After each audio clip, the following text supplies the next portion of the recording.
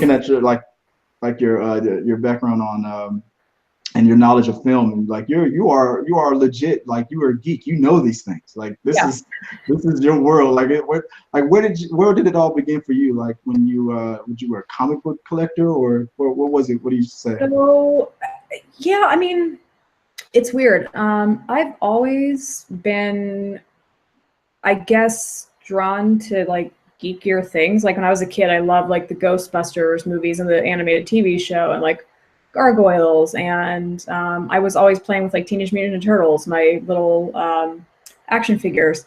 But I actually grew up, and then I always loved like Spider-Man all through like my childhood, and my first serious boyfriend in high school, he was a huge Spider-Man fanatic, so I read some I got into comic books in high school. And then the Spider-Man movies came out when I was in college. But I grew away from like some like nerdy stuff. My background was actually I have my master's in lit. So my master's in English lit that was my background, and then I was I used it for marketing and also to be a instructor at a community college for a while. But in my lessons, I always like incorporated pop culture and like nerdy and like geek culture and stuff into my lessons to make it more relatable to modern day students. And then I fell backward into working for a website called Movie Pilot, which no longer exists.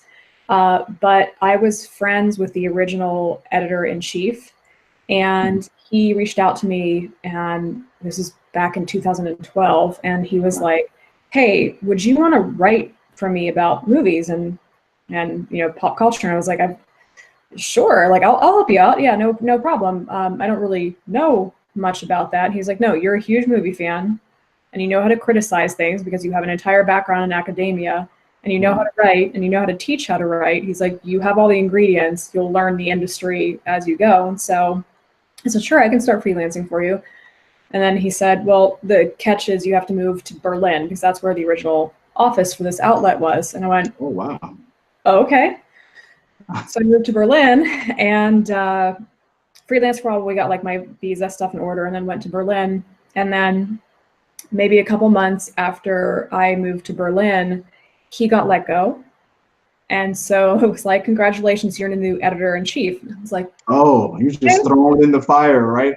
Yeah, so I had, in some ways, it was a blessing and a curse that I was kind of incubated in Berlin, because I wasn't thrown like right into Los Angeles or New York, but Los Angeles right away with only 7 months experience under my belt. But so I was kind of allowed to figure it out as I went and make mistakes.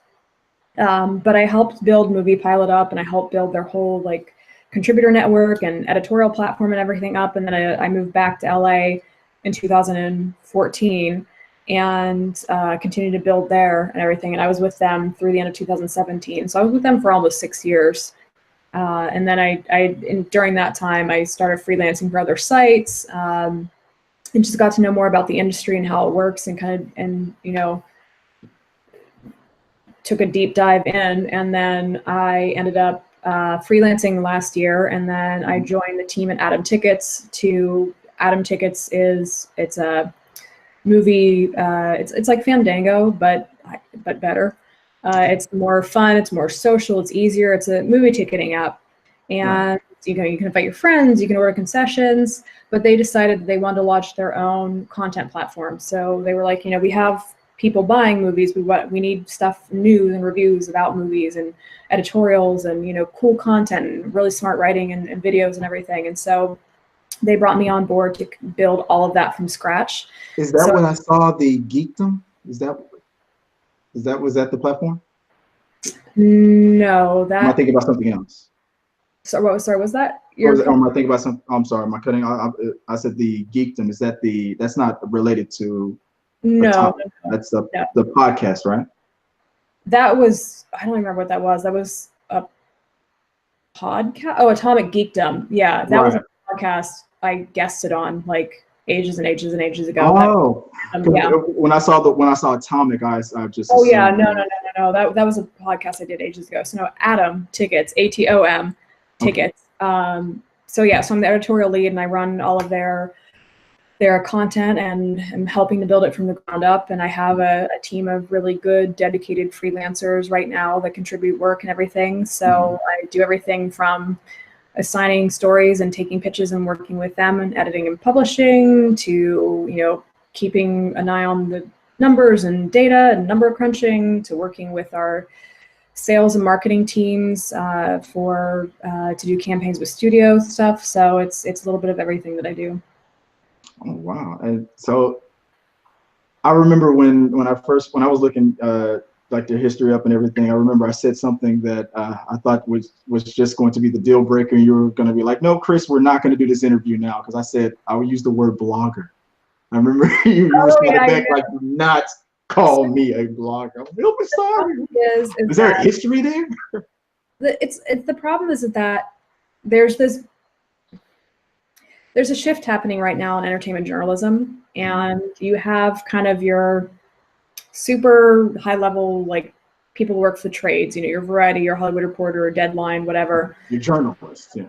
Yeah, and then you have a lot of other journalists who have been doing this for years or professionally, and they've really, or film critics who have really taken the time to learn the craft, learn how the industry works, understand the art of filmmaking, understand journalism 101, things like copyright law and embargoes and kind of journalistic integrity, fact checking things, not throwing just random rumors out there.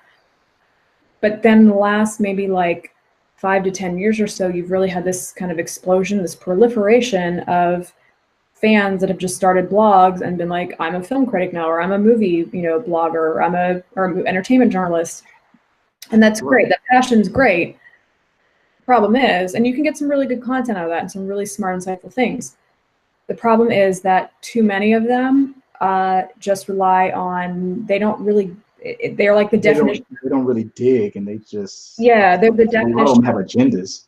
Yeah, they're the definition of that's not how any of this works. Like, and they'll write a story, and it's like none of this is factually accurate. Like, that's not how casting works, or that's not how a movie set works. And so, so there's kind of been a lack of, I guess, like integrity and like fact checking, learning how the industry and how like the movie making process actually works, or the casting process, or learning how the things that they're writing about work, understanding how to really critique a movie as opposed to just being like coming in with an agenda or surface knowledge. So bloggers kind of become a little bit of a dirty word, only because it's almost like kind of how fanboys become a little bit of a dirty word, because there's a lot of different levels when it comes to film criticism and entertainment journalism. Unfortunately, most readers and most fans, a lot of them will just kind of lump them all in the same group. Yeah, exactly. So I won't keep you up too late, but I want to say thank you for talking with me, and I really appreciate it. I'm glad that we finally got. It wasn't an excuse. I'm telling you, it was a lightning knocked out the internet, and it was so bad. I was so upset. I was like, oh my God, she thinks I'm one of these millennials that's like maybe for something more exciting or something. No, I get it. So it happens. We just have been actually it rained here today, and sometimes the internet goes a little screwy, but it was fine today. So yeah. Cool. But I knocked on wood, and I hope it's not the last time. I hope if you have time, if you ever have time to just talk with me again, I would love it. And yeah, sure. So again, because I'm going to say Atomic again, from Atom Tickets. Yes, yeah. You got it right. Not just a hat rack. Sometimes, guys, I know a lot about a lot of things. But I appreciate your time. Listen, I'm gonna put the sound effect of clapping right here and just stop it, guys. Stop it. I'm just. Just one person. She's just one person, half woman, half amazing. That's all. Half woman, half amazing. All yelly on Twitter. So until next time, guys, I'm gonna sign off. Peace. Let me